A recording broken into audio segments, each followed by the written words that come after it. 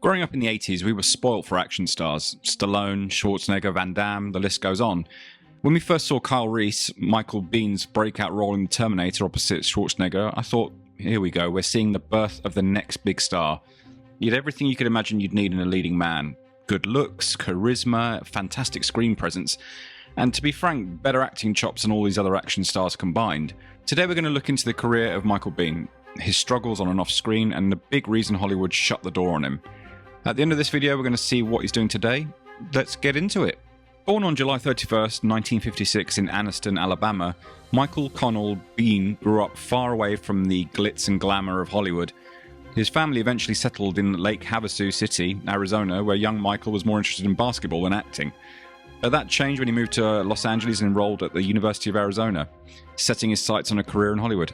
And so the future action hero was born. After years of small roles in TV shows like Logan's Run and James at 15, yes, that was a real show title, Biehn finally caught his big break, and it was big. Bihn's big break came when he was cast in James Cameron's The Terminator. But getting the role wasn't straightforward. Initially, when Biehn auditioned, he was fresh off playing a Texan in a stage play, and read the part of Kyle Reese with a southern accent. The misunderstanding nearly cost him the role, but director James Cameron saw something in Biehn's performance and gave him a second chance, asking him to re-audition without the accent. Cameron wasn't just looking for any tough guy to play Reese, he needed someone who could embody the desperation and humanity of a soldier sent from a grim future, tasked with saving Sarah Connor and ensuring humanity's survival. Biehn's intense, emotional portrayal was exactly what Cameron was after, and his chemistry with Linda Hamilton, who played Sarah, was also crucial to the film's success. Biehn's performance as Kyle Reese became iconic, with lines like "Come with me if you want to live" becoming part of cinema history.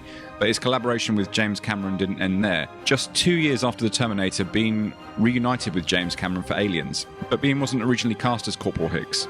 The role was initially given to James Remar. However, after a few weeks of shooting, Remar left the production due to creative differences, which was later revealed to be related to his struggles with heroin. Cameron needed a replacement, and really quickly. Biehn stepped in at the last minute to take over the role of Hicks, the calm and collected leader who helps Ripley survive the terrifying alien threat. Despite the rushed entry into the production, Biehn delivered a performance that became one of the most beloved in the sci-fi genre. His portrayal of the steady, protective Hicks was the perfect foil to Ripley's intense fight for survival.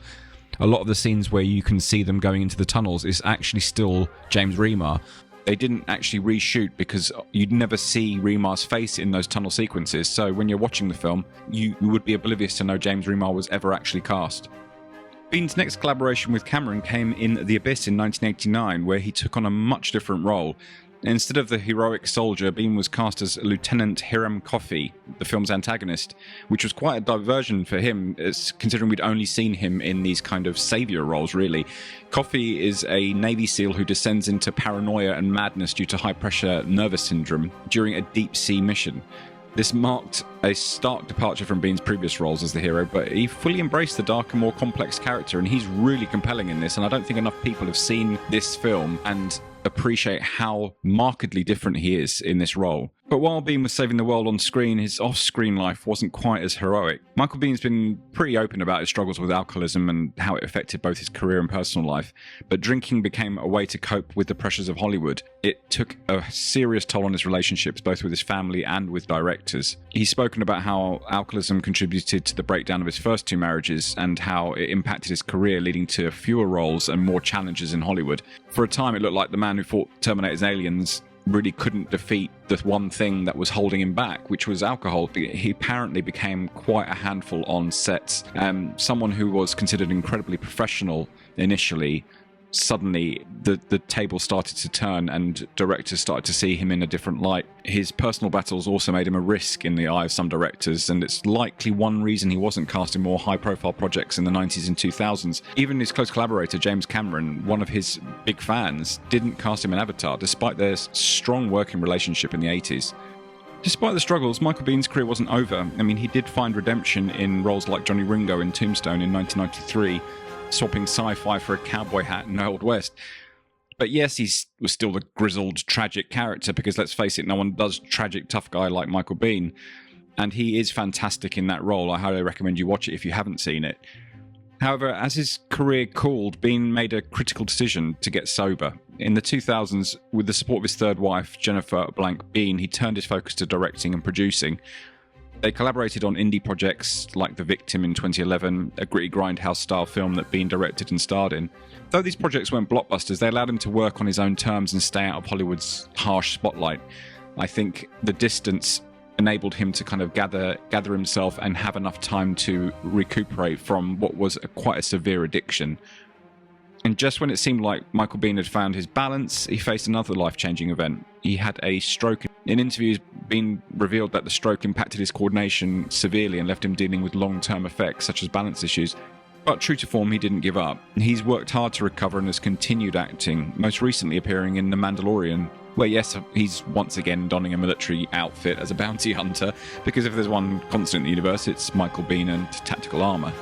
Michael Biehn's upcoming projects include the horror comedy film The Red, in which he stars as Schmitty, an eccentric Vietnam vet who helps his niece battle a zombie kangaroo. Yep, I said zombie kangaroo. The movie's based on director Ryan Coonan's short film Waterborne and is set to release soon. It combines elements of classic creature features with a unique Australian twist, promising a mix of horror and humour. Keep your eyes peeled for that one. Additionally, Biehn's involved in another project titled The Farm, an action horror film that is currently in development, and specific details about the project are really kind of limited at the moment, but it suggests Biehn continues to work in genre films that leverage his strengths as an action horror icon. These upcoming roles highlight Biehn's ongoing involvement in genre cinema and his continued presence in the industry, which I, for one, think is a really good thing, considering all of his struggles he's had to deal with in the past 2 decades, especially with his really serious health scare in the early 2020s. So that concludes our sum up of this actor and where he's been and what happened to him. I hope you enjoyed that. What was your favourite Michael Biehn movie or favourite character? I'd like to know. Leave something in the comments below so I can mention them. If you like this kind of content, please like and subscribe and hit the bell icon, and I look forward to seeing you in the next one.